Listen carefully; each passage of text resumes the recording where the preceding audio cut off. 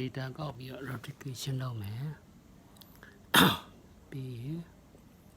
လိုအပ်တာလေးပြင်ဆင်မယ် settlement နေရာကိုအတွက် preparation လုပ်တယ်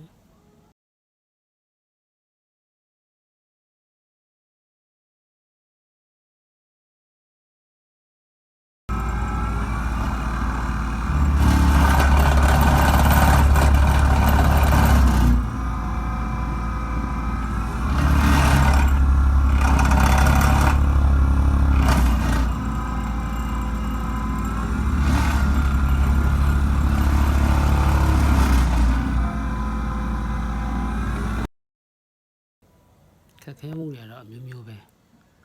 ကြားထဲမှာအချိန်နဲ့ခါနဲ့ရထားကိုပြန်ဖွင့်ပေးနိုင်မှုလမ်းပိုင်းပြန်ဖွင့်ပေးနိုင်မှုဆိုတော့တော်တော်လေးကိုစူးစမ်းရပါတယ်အားလုံးလည်းknowledge ရကြပါစေလို့